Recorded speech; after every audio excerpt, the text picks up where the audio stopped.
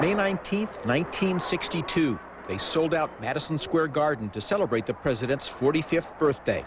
The Democrats raised $1 million to resuscitate their bankrupt party, and Marilyn Monroe raised 100 million eyebrows. Even in grainy black and white, you can feel the electricity and smell the heat. It was a star-studded evening, and Diane Carroll was one of the stars. Marilyn Monroe singing happy birthday to the President of the United States. All of the rumors, all of the innuendos, all of the insinuations added that little tinge of excitement and curiosity. So we knew we were part of an historic event. Mr. President, for all the things you've done. The innuendos and insinuations were about the possibility of an affair between Marilyn Monroe and President John F. Kennedy. And our problems by the ton. There was an unwritten rule in the 60s. The press didn't report on politicians' extramarital affairs.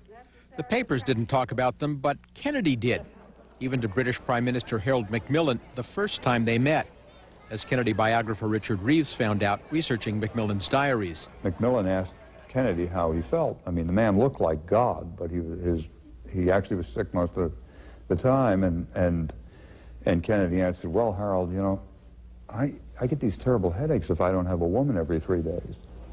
Does that happen to you? There is documented evidence of John F. Kennedy's liaisons with a number of women, but not with Marilyn Monroe. There were rumors, though. I heard them back then from a high school buddy who parked cars at Peter Lawford's parties in Malibu, who swore he saw them in the back seat of a Rolls Royce. Others had seen them in Malibu and at parties in Palm Springs in New York City while Kennedy was president. Marilyn Monroe was a frequent caller to the White House, and the president stopped taking her calls. Marilyn Monroe was big trouble. She was talking to people. She was telling people the president's going to divorce his wife and marry me. There was never any evidence for that. No, the only real solid evidence that someone like me can come up with is telephone records that she regularly called. But all that proved was that basically she felt free to call the White House a lot. And by then, she was in such shape that even the people who knew her and loved her were never sure whether she was talking truth or fantasy. In 1962, Marilyn Monroe was in emotional free fall. Her career was collapsing. Her studio was trying to fire her. These are costume tests from a film that was never finished and would never be released. Depressed over a broken marriage and a miscarriage, addicted to a Nembutal to go to sleep, amphetamines to wake up, drug spiral, this is the only nude scene she ever allowed to be filmed. The film would have been called Something's Got to Give. What gave was Marilyn. Joan Greenson, here in a rare interview, was her friend. So she was very lonely.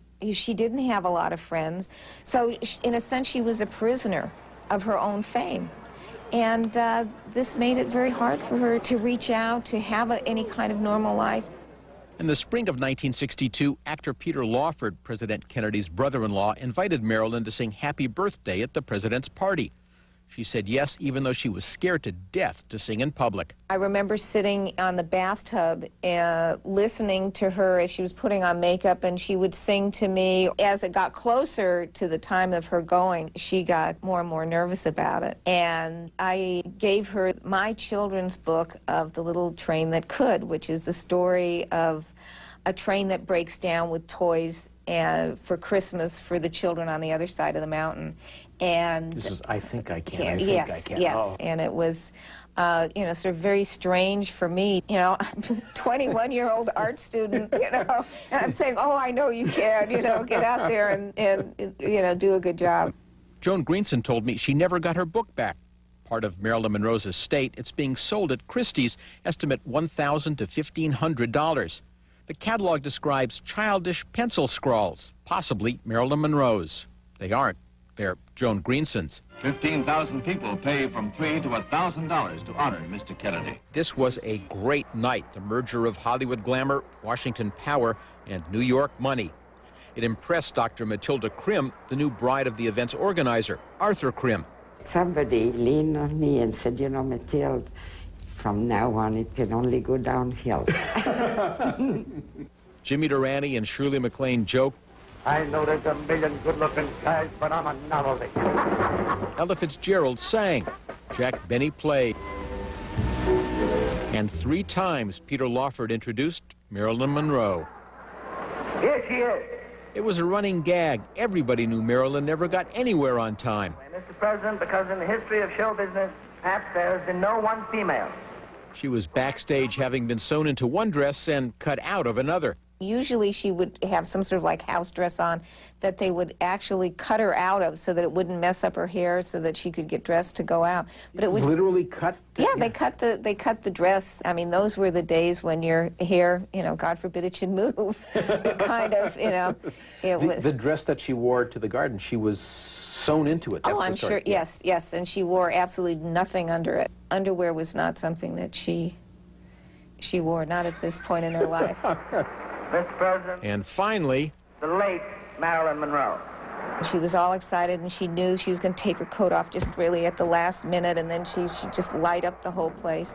I think we were all holding our breath because we knew she was extremely nervous. I mean, really, just petrified. We weren't worried about the dress. We knew the dress was almost lacquered onto the body. And as she began to sing, and we realized that it was tongue-in-cheek. Happy birthday to you. Happy birthday to you. Happy birthday, Mr. President. Happy birthday to you. Later that night, there was a post-garden party at Matilda Krim's New York townhouse. Jimmy Durante found a piano on the second-floor landing and led some impromptu entertainment. The official White House photographer Cecil Stoughton took these pictures. That's Harry Belafonte and Diane Carroll. I haven't a clue what we're saying in that picture. I only know that usually when I looked at John F. Kennedy, it was very difficult for me to concentrate. He was a very charismatic, handsome, virile, masculine man. Did I say it all? There was a room full of witnesses. Marilyn Monroe left the party after 3 a.m. There was no meeting with JFK, not that night, but the rumors continued. I read in a tabloid sometime later that it was suspected that we had an underground passage to lead guests like Marilyn Monroe to the Carlisle Hotel and the suite of the president there. Yeah. I read that. How many blocks away was your house from the Carlisle Hotel? Oh, some 20. This is the only surviving photo of Marilyn Monroe and the Kennedys taken that night. Others were taken, but they were taken away. We had the visit, and I don't know if it was the Secret Service or the FBI, but two men came and they said they would like to see our pictures. We showed them and they said, could they borrow them? They will return them later. And they took the pictures and they were never returned. And we asked for them and could never get them back. And these were what pictures? Specifically the pictures with Marilyn Monroe in them. Working on this story, I looked at it for the very first time from Marilyn Monroe's point of view. This is a story of mythic proportion. A woman we thought had almost everything. She thought she had almost nothing. She pursued maybe the one man in the world who was her equal in fame, in charisma, the only way she knew how. And she was so successful, he was afraid to see her again. That's another reason Hollywood would never make this movie. It doesn't have a happy ending. 3 months later, Marilyn Monroe was dead. A suicide. She was 36. Next Wednesday night, Christie's will auction off the dress Marilyn Monroe wore that night. There's no concrete evidence to link the president and the movie star, but maybe it's the mystery that makes the story so compelling, and the memories, and how much of our own lives we relive when we hear that little girl's voice turn a child's song into a seduction. Happy birthday, Mr. President. The dress is expected to sell for more than $1 million.